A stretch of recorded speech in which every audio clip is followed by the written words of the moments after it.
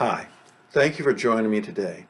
Every year, as we begin the month of October, we recall one of the most beloved saints in the history of the Church and our own heavenly patroness, Saint Therese of Lisieux. Despite the fact that she died at the age of 24, there is a tremendous richness to her life, so much of her writings, even some of her artwork that we have. And so there's a great deal of depth there. And what I'd like to explore with you today is just one aspect of her life. Quite often in entering religious life, it is customary to take a new name. There is something biblical to all this. We find examples of people in the Bible who receive a calling from God and a new name. Interestingly enough, this was not the case with St. Therese. She was determined to keep what she described as her own beautiful name, in French, Therese. But in Carmelite communities such as hers, there was another tradition. Not only did they often receive a new first name, but a new last name. For example, one sister of St. Therese, also a Carmelite, was known as Sister Marie of the Sacred Heart. This new last name could be an indication of that person's spirituality, but it could also serve as a social equalizer. If you entered religious life and changed your first name and your last name was Rockefeller or Vanderbilt or something like that, there could be some deference shown you. A new last name ensured greater equality.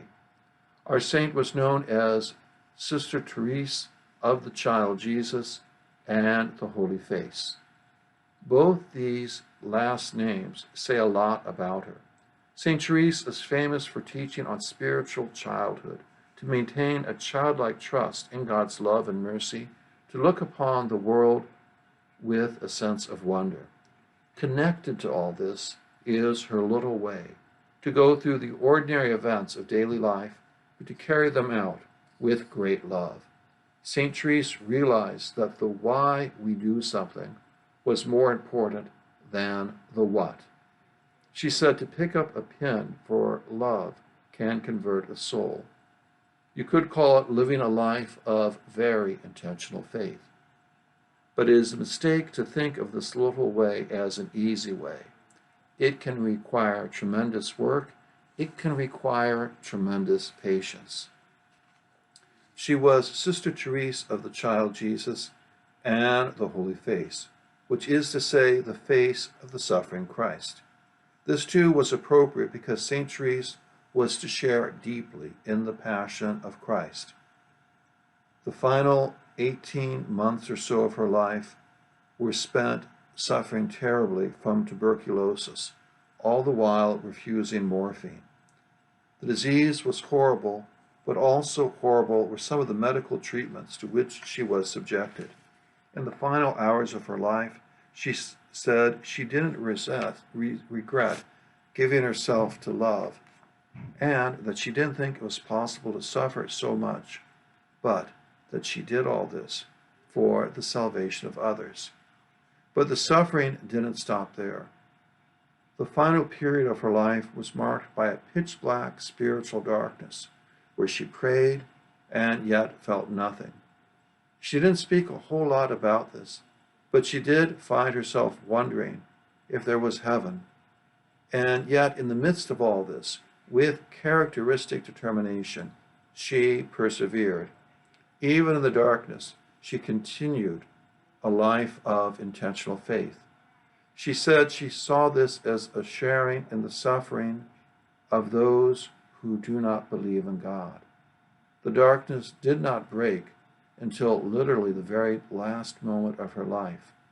Her childlike trust saw her through a very adult trial and a deep sharing in the sufferings of Christ.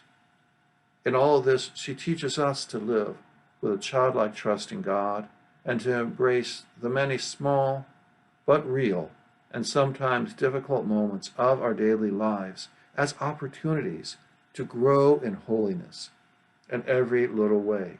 She teaches us to unite our sufferings with the sufferings of Christ, as we do in the Eucharist, She teaches us to give ourselves in love and to give ourselves to love. Despite any challenges, may we never regret giving ourselves in love of God and in love of neighbor. St. Therese proves that we can find holiness not in a distant place, but here and now in our ordinary daily lives.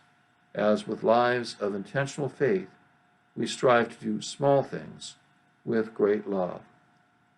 For us as a parish and as individuals, may St. Therese always inspire us with her example, give us a model to imitate according to our state in life, and assist us with her prayers.